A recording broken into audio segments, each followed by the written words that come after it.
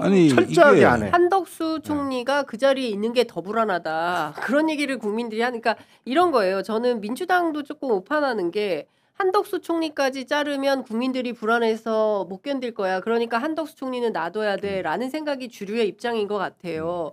그런데 민주당 내부에서도 무슨 소리야. 앞서 말씀하신 대로 일주일이 지나도록 아무것도 안 하는데 뭘 더 지켜보는 거야. 이거는 오히려 임무를 방기하고 있는 거기 때문에 이거는 불가하다라는 판단을 하는 거예요. 근데 오늘 방금 보니까 이재명 대표가 관련된 얘기를 했습니다. 한덕수 총리가 헌법재판관 임명을 거부한다면 그것도 내란이다.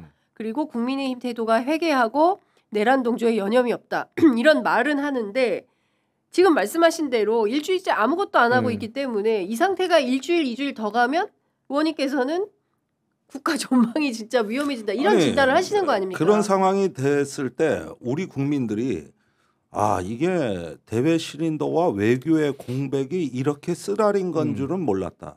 이 말 하실 거예요.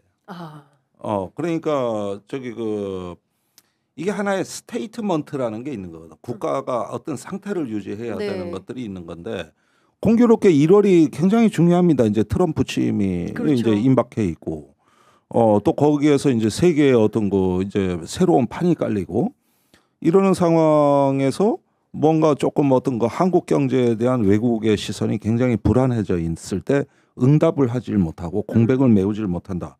이러면 일단은 지금이야 모르지만은 그때쯤 가서는 이게 대한민국의 이런 어떤 불확실성 이게 외교나 어떤 대외 관계에 이렇게 큰 영향이 주고 우리한테 고통을 주는지는 생각지도 못했다. 네. 이런 말들 나오게 돼 있어요. 이제 곧 나옵니다. 그러니까 저는 이런 거예요. 그리고 이제 저도 쭉 돌아다니면서 보수 패널들을 만나는데 이 사람들이 땡큐라는 거예요. 시간을 벌어준다. 버티면 우리가 이길 수 있다. 이 얘기를 공공연히 합니다. 그런데 진짜 시간을 벌어주고 있고 일주일이 아무 일 없이 일주일이 그냥 지나가 버린 거예요. 그리고 말은 많아. 말은 뭐 이러면 안 된다, 저러면 안 된다, 뭐 레드라인을 넘지 마라. 넘지 말란다고 안 넘습니까? 그러니까, 그게 무슨 한덕수 총리한테 그게 뭐 유의미한 그게 되겠어요. 네? 한덕수 총리가 계산은 빠른 사람이에요. 그럼요. 네, 제가 한덕수 총리가 재산이 많으세요. 그래서 이제 시간 날 때는 항상 은행에 직접 가서 잔고를 확인합니까? 잔고 확인도 하고 이제 금융 상품 뭘 투자할지 이런 거 직접 다 하는데 은행원의 전원에 따르면 다 계산을 한다는 거예요. 그 자리에서. 한덕수 총리가 머리로 왜냐면 경제관료 출신이니까 무슨 얘기를 하면 머리로 이게 뭐 이율이 어떻게 되고 뭐 다 머릿속으로 해갖고 조용히 그러면 이거로 하죠. 뭐 이거를 어느 은행 고객보다 빠르다는 거야. 그러니까 계산은 엄청 빠른 사람이에요. 그러니까 지금 계산을 끝내는 거야. 이게 연속 탄핵의 부담감 때문에 내가 이 정도 해도 야당에서 탄핵 함부로 못한다는 계산은 이미 진작에 나와 있는 거예요. 왜냐면 직무대행에 또 직무대행 부담스럽잖아요, 사실은. 그렇죠. 그렇게 되면 또 보수 언론이 난리치겠죠. 혼란을 부추긴다. 민주당이 뭐 대안 없이 총리까지 잘랐다. 얼마나 언론이 떠들겠습니까? 그러니까 본인은 이미 계산이 끝났어. 이미. 그걸 최대한 이용하고 있는 거예요, 지금. 그러니까 그 얘기를 하는 거예요. 끝까지 버티다가 마지막 날 어떻게 할지는 아무도 모르겠다. 아니 그런데 참 잔수입니다. 이 대국적 관점이 없다는 얘기인데 그 얘기는 이게 지금 이런 상태로 가면 위험하다는 건 내가 이미 말씀을 드렸는데 지금의 이 국면이 어떤 국면이냐. 내란은 진압됐지만 내전이 기다리고 있어요. 그러니까 지금 수사기관 간에 이게 내전이 아니고 뭡니까? 또 여야 간에 또 아무 일도 안 하는 정부와 거기서 벌어지는 혼란. 그러니까 이건 내란 뒤에 내전이라고. 그리고 항상 혁명이 있으면 반혁명이 있는 거라고. 응원봉으로 표출이 되는 시민들의 명예혁명이 있었다고 하지만 사실 그 다음에 있는 지금 반혁명 기간이란 말이에요, 이게. 그러니까 이런 상황에서 기사회생을 꿈꾸는 일정한 어떤 다른 계산서가 움직이고 있다 그러면은 이게 제가 지난주에도 어디 외국 공관들 만나고 하면은 제일 많이 묻는 질문이 누굴 만나야 되나였거든. 이 사람이 내란 세력인지 아닌지가 궁금한 거거든요. 네. 근데 더 혼란에 빠지는 겁니다. 피하 구분이 안 돼요. 지금 저 윤석열 대통령을 뭐 검찰에서 공수처로 넘겨줬다 그래. 그러다가 이제 국수본을 수사하고 저기 국방부 조사본부까지 털었어요. 그런데 거기가 내란 수사하는 기관이야. 그러니까. 누가 피하냐고. 피하 구분이 되냐고 이게. 이게 이 자체 혼란이 목적이었던 거예요. 이게 윤석열이가 기사회생하는 토양이란 말입니다. 그렇죠. 예. 그리고 국민의힘이 자기들 이제 절치부심해서 그런데 이 사람들은 약간의 빈틈만 보이면은 바로 역공이 들어옵니다. 그러니까 지금 딱 그게 그 지금 그 일주일이었어요. 예. 약간의 그 등만 보여봐 바로 칼 꽂아. 근데 저는 이재명 대표가 한덕수 총리는 탄핵하지 않겠다라는 기자회견 할 때 저거 오판이다. 저거 빨리 해야 되는데 왜 또 이렇게 너그러워지실까 그런 생각을 했는데 방금 속보가 나왔습니다. 민주당에서 12월 31일 기다리지 않겠다. 한덕수 선제적 탄핵이 가능하다. 이런 입장이 나왔습니다. 나왔구만 뭐. 네, 이제 저 탄핵의 길로 가는 거예요. 법카, 관용차 못 쓸 수 있습니다.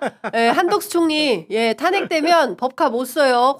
관용차도 못 써요. 아니 그게 사기업체 들어가는 거는 막을 수는 없잖아요. 탄핵돼도. 탄핵되고 사기업으로 가서 또 쓴다. 네.